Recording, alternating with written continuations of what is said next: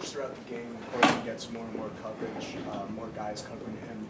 But you have guys like Raheem Malone and Shelby Walker step up. What does that mean for the offense, having secondary receivers make plays?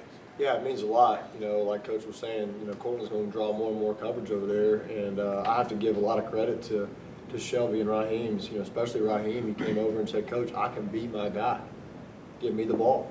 And I said, "Okay, well, next series we're going to open up with a deep route to you, and we'll see you make a play."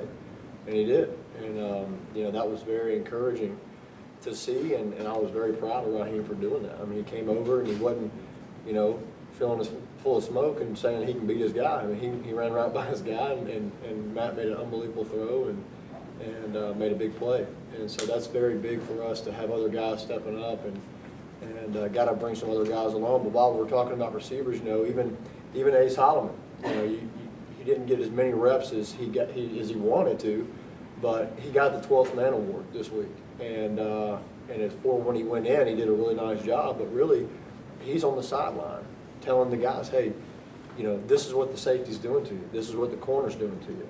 I mean, it was unbelievable on the sideline hearing Ace, you know, taking unbelievable pride in helping his group out as a senior, even when he's not getting as many reps as he could want to.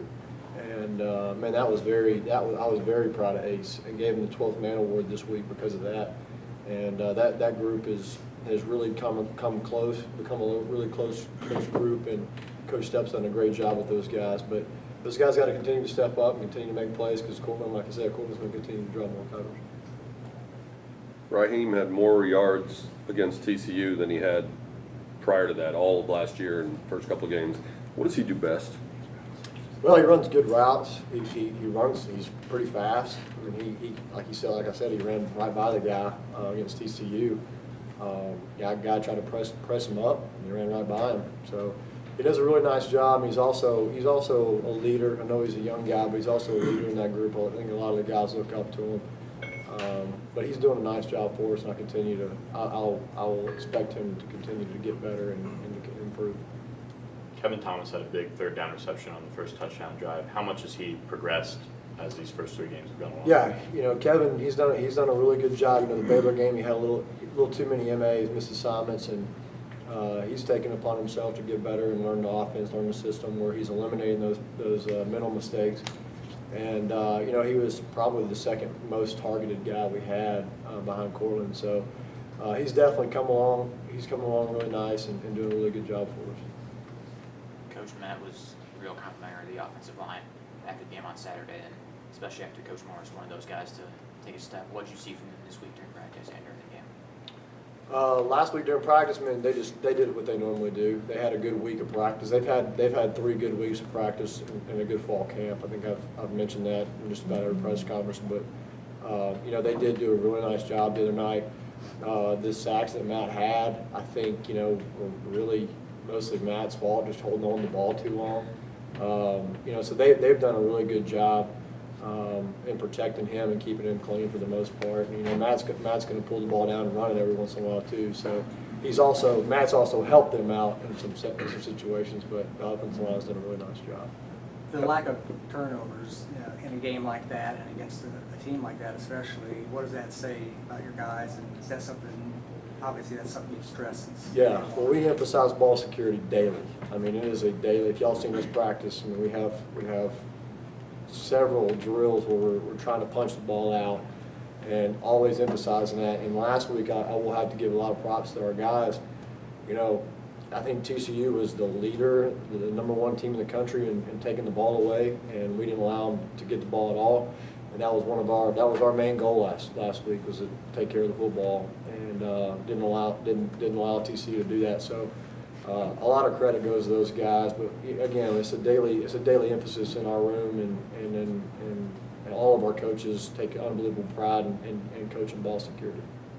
Is some of that too the quarterback throwing it, and not just into right spots, but spots that only the receiver or nobody's going to get it? I mean, is that something Matt's focusing on? Yeah, Matt's doing unbelievable. He's seeing it really well right now. We had a couple calls last week that, you know, the intended receiver, the primary receiver, so to speak, wasn't open. And Matt was able to, like I said, he's seeing it really well. He's able to get to a second and third read and check the ball down. and also use his feet to keep a play alive and find a guy down the field when the coverage broke down. So Matt's doing a good job of seeing it, and the receivers doing a good job of getting open. But again, we just got to continue to take care of the football. If we continue to do that, we'll be in good spots throughout the season. You said that some of the sacks were on Matt, and obviously he has a tendency to hold the ball so he can take off and run if he needs to. How's the sliding practice coming along? It's coming. It's coming. Again, I don't want to put the brakes on him too much, but again, he's got to learn. When he's get as much as he can, either get out of bounds earlier, and he's starting to get out of bounds, but he's still taking a hit right there at the sideline. And some of those, are third downs. He's trying to get the first down, but he's got to learn to get out of bounds or get down a little bit quicker. But again, man, Matt is, for these past 3 weeks, he's just played like a warrior. I mean, he has. He's left it all out on the line. Down there on the goal line, I think it was third quarter.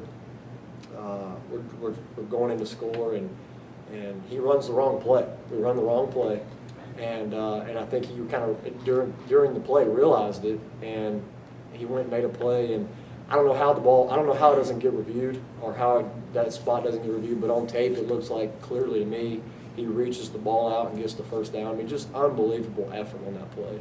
And that's what he's shown the past 3 weeks. That he's just going to lay it all out on the line for his team, and I can't be more proud of him for doing that. Is 3 sacks a game a number you can live with? Yeah, you always want to shoot for 0, Sure. But we can definitely live with 3, especially when Matt's making plays with his feet and able to keep the play alive. Again, I don't want to put the brakes on him too much and tell him to throw it away, because if you throw it away, he can make a play. But again, there are certain times, late in the fourth quarter, we're going down to tie the game up. We're down 8, and Matt, he could have just tossed it out of bounds and say it takes a 3 or 4 yard loss. So we got to eliminate stuff like that, and Matt knows that. But he's done an unbelievable job in playing, and so I can't fault him for trying to make plays. So it's tough. After the game in the locker room, I wanted it for those guys so much. It was really tough. Because I felt like we were about to win. Right there in the fourth quarter, we had them on the ropes, had them right there where we wanted them, and in the locker room after the game, you could just see those guys wanted it so bad. They wanted that so bad, and I wanted it for them so bad. And we're really close to being a really good offense. We got some work to do and got to clean up some areas, but really proud of the progress we've made to this point. And if we continue to hit the tree in the same spot, like Coach Moore says, we'll be just fine. What challenges does the JMU defense present you guys? I know Coach mentioned they're fast, they're aggressive. Yeah, they're fast, they're really aggressive. They run a scheme that we haven't seen yet. They got several different blitzes that we're going to have to work on this week, and I'm sure they'll have a wrinkle for us, and we'll have to do a good job in the game of figuring out what they're doing and how to get it protected or how to get it fixed. But again, today we're going to work a lot of their blitz package, because they got they bring a lot of different guys, a lot of different places. They'll line guys up in positions they're not normally in, and either bring them or drop them. So again, we're gonna work that all week, so we're not really concerned with it in the game. But we gotta work it all week and get ready for those guys. But again, they're really talented, fast, big up front. They're big-legged guys is what we would say, and so it's going to be hard to move those guys up front. We got to do a good job up front this week. So, Braylon Hyder and Nick Nator both played at left guard the other day. Yeah. Is one starting to separate himself in that, or do you see that rotation continuing? One's starting to separate himself, but again, right now we're trying to get those guys in the playing shape. Both of them missed some time in spring and some time in the summer. So again, they're just slowly working their way back in. But yeah, one of them's definitely separating himself, and I guess y'all see on Saturday.